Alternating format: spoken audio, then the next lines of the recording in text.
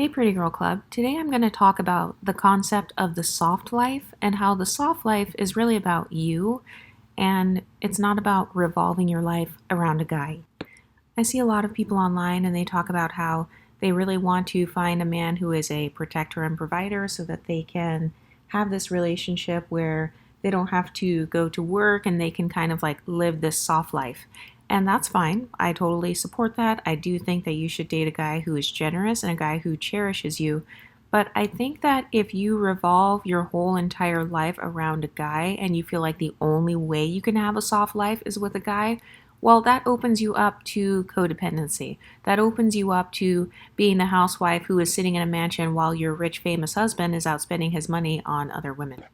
If you really dig deeper into the concept of the soft life, it's really about remaining unbothered.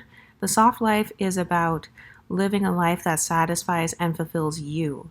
It's about being in control of your own destiny. It's about having a sense of self esteem and confidence with or without a relationship. I feel like a lot of women, they are waiting around for a guy and they don't even want to enjoy their lives because they are single or they feel like they can't be successful or they can't have a life that's as good if they are not wives and mothers. And we all know that this pressure to be a wife and a mother is mainly coming from patriarchy. If you have a desire to be a wife and a mother, that's wonderful, and you should definitely do that. But I really think that the soft life is just about being unbothered, being confident, embracing your dark femininity, meaning you embrace the parts of yourself that maybe others don't like as much. So, for example, maybe you're a very assertive person. Maybe you are a very aggressive person when it comes to achieving your goals. It's about embracing the parts of yourself that may not be so popular or may not be so attractive, but if you love yourself and if you love those qualities about yourself, it's okay to embody those things. It's okay to be confident in who you are and confident in the way that your life looks. Let's look up the definition of the term soft life. It refers to a lifestyle of comfort and relaxation with minimal challenges or stress. So tell me, when it comes to dealing with a cheating, abusive guy, is that a life of comfort and relaxation with minimal challenges or stress? So you can't tell me that women like Beyonce and Jada Pinkett are living soft lives, because they're not. It is very stressful if you're in a relationship with a guy who is constantly bringing home diseases, or a guy who is having side babies, or a guy who does not protect and defend you, or he brags about the fact that you proposed to him. The true soft life is about simplicity. It's about living life on your own terms, and it's about not allowing others to define your sense of self-worth. The term soft life and the hashtag soft life gained popularity in 2020 in relation to a trend in which many people began to advocate for a stress-free life of leisure in rejection of the struggle of having to work a stressful job. So, according to social media trends, that's what this whole soft life thing is really about. It's about not working a stressful job, but I'm going to take it further and say it's about not engaging in struggle love, not engaging in struggle friendships, and not having struggling self-esteem. It's about living a life on your own terms. It's about eliminating and cutting off toxic people.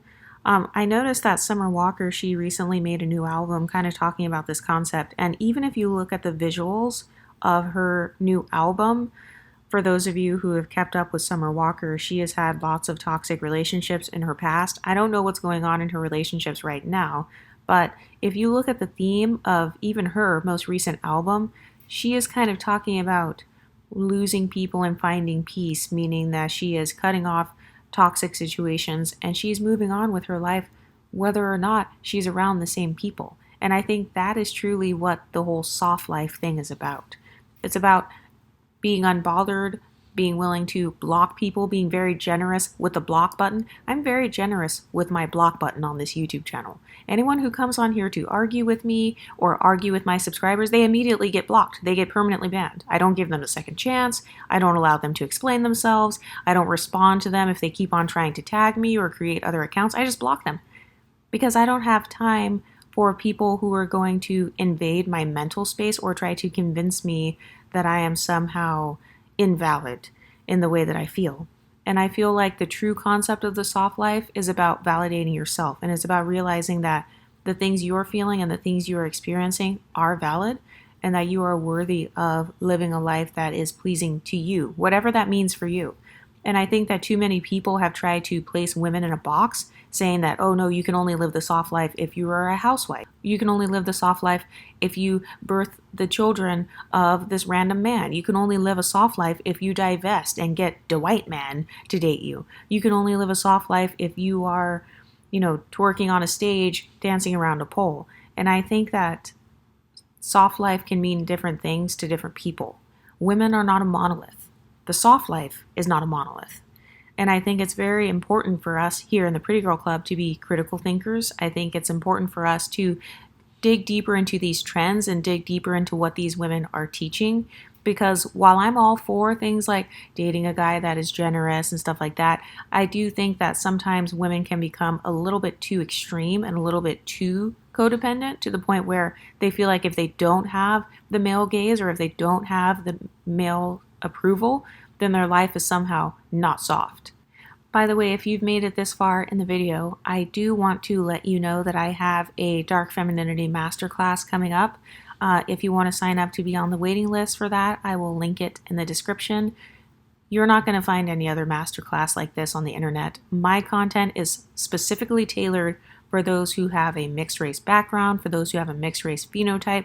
It is specifically tailored for those who have experienced the traumas of being thrown in and out of multiple communities or multiple ethnicities. And so in that class, I'm going to show you how you can use the concept of dark femininity to have a higher sense of confidence and self-esteem, and I'm really excited about it. So anyway, check that link out in the description. So what does the soft life mean to you? Are you living the soft life? Let me know in the comments section, and I'll talk to you next time. Stay pretty, ladies.